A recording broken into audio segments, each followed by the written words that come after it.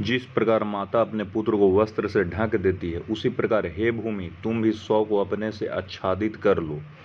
यह किस मंडल में कहा गया है?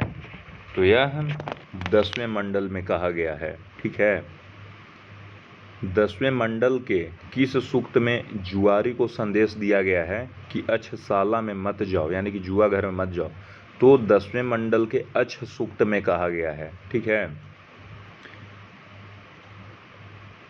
अच्छा, ऋग्वेद के एक मंडल में, एक सूक्त में दान की महिमा का भी वर्णन किया गया है, याद रखना है। ठीक है, वर्णाश्रम की प्राचीनतम जानकारी कहाँ मिलती है? पुरुष सूक्त में मिलती है। ठीक है ना, और पुरुष सूक्त, नासदीय सूक्त, नदी सूक्त, ये सब किस मंडल में है? 10वें मंडल में है। जुआरी का भी साध सूक्त, जुआरी की पत्नी का विलाप, सब 10वें मंडल में है। ठीक है ना, तो पुरुष सूक्त में वर्णाश्रम की प्राचीनतम जानकारी मिलती है। किस सूक्त में पहली बार शूद्र वर्ण का उल्लेख हुआ है? तो पुरुष सूक्त में पहली बार शूद्र वर्ण का उल्लेख हुआ है। आदि पुरुष के मुख से ब्राह्मण, भुजा से क्षत्रिय, जंघा से वैश्य, पैर से शूद्र का उत्पत्ति हुआ, ऐसा कहाँ कहा गया है? तो 10वें मंडल के पुरुष सूक्त में कहा गया है। अच्छा, 10वें मंडल के एक सूक्त में पुरूरवा, उर्वशी एवं एल संवाद है। ये कैवें सूक्त में है भाई? तो 95वें सूक्त में है। 95वां सूक्त में पुरूरवा, उर्वशी एवं एल संवाद है। ठीक है, पुरूरवा, उर्वशी एवं एल संवाद कहाँ है भाई? तो 10वें मंडल के 95वें सूक्त में है। सर्वेश्वरवाद का स्पष्ट उल्लेख कहाँ मिलता है? तो सर्वेश्वरवाद का स्पष्ट उल्लेख पुरुष सूक्त में ही मिलता है। पति पत्नी को पति के साथ रहने तथा प्रजा समृद्धि के लिए उपदेश कहाँ दिया गया है? तो पुरुष सूक्त में दिया गया है। पहली बार निर्गुण ब्रह्मा यानी एकेश्वरवाद की चर्चा कहाँ की गई है?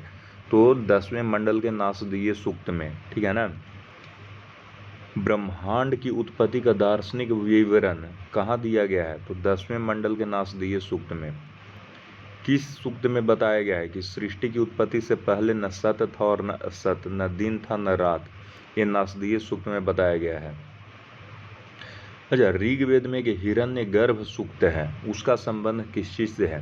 तो जो हिरण्यगर्भ सूक्त है उसका संबंध है ब्रह्मांड की उत्पत्ति से। हिरण्यगर्भ सूक्त ब्रह्मांड की उत्पत्ति से। अच्छा, अब ये बताइए, बृहस्पति एवं जुहू की कथा ऋग्वेद में है? हाँ है। सूर्य चंद्र ग्रहण की कथा ऋग्वेद में है? हाँ है। 30 दिन होते हैं, इसका विवरण ऋग्वेद में है? हाँ है। शल्य चिकित्सा का विवरण ऋग्वेद में है? हाँ है। राज्य क्षमा रोग के निदान हेतु कौन सा सूक्त है ऋग्वेद में? तो राज्य क्षमा के निदान हेतु रक्षोहा सूक्त है। ठीक है ना, चतुः समुद्र यानी 4 समुद्रों का उल्लेख ऋग्वेद में है? हाँ है, 4 समुद्रों का। ठीक है, शस्त्रों या युद्ध उपकरणों की प्रशस्ति एवं इनसे संबंधित ऋचाओं का उल्लेख किस वेद में है? ऋग्वेद में है। ऋग्वेद में ही पहली बार प्रेम विवाह का उल्लेख हुआ है। किनके बीच प्रेम विवाह का उल्लेख हुआ है? पुरुमित्रा एवं विभेद। अच्छा, इन दोनों में पुरुमित्रा और विभेद में एक जो थे वो अपहरण की योजना खुद बनाते हैं। वो कौन थे भाई? तो जो पुरुमित्रा थे वही अपने अपहरण की योजना खुद बनाती है। विवाह को एक संस्था के रूप में किसने विकसित किया? तो विवाह को एक संस्था के रूप में दीर्घतमा ऋषि ने विकसित किया। अच्छा, ऋग्वेद के किस सूक्त में विवाह गीतों का सबसे पहला विवरण मिलता है? तो ऋग्वेद के विवाह सूक्त में विवाह गीतों का सबसे पहला विवरण मिलता है। ठीक है ना, है कि नहीं? दान स्तुति सूक्त कहाँ है? ऋग्वेद में है। अच्छा, केवलादो भवति केवलादि कहाँ लिखा हुआ है? ये दान स्तुति सूक्त में लिखा हुआ है। ठीक है ना, श्रद्धा सूक्त को किसने लिखा? ऋग्वेद में एक श्रद्धा सूक्त है, इसे किसने लिखा? तो श्रद्धा सूक्त को कामायनी नामक ऋषि महिला ने लिखा। ठीक है ना, भारतीय नाटक के आरंभिक सूत्र कहाँ मिलते हैं? तो ऋग्वेद के संवाद सूक्त में मिलते हैं। अच्छा, पुरूरवा उर्वशी संवाद किस मंडल में है? तो पुरूरवा उर्वशी संवाद 10वें मंडल में है। यम यमी संवाद 10वें मंडल में है। उत्सरमापनी संवाद ये भी 10वें मंडल में है। ये तीनों जो संवाद हैं सब संवाद सूक्त में है। ठीक है, तो पुरूरवा उर्वशी संवाद का विस्तृत वर्णन किस ब्राह्मण में मिलता है? तो शतपथ ब्राह्मण में मिलता है।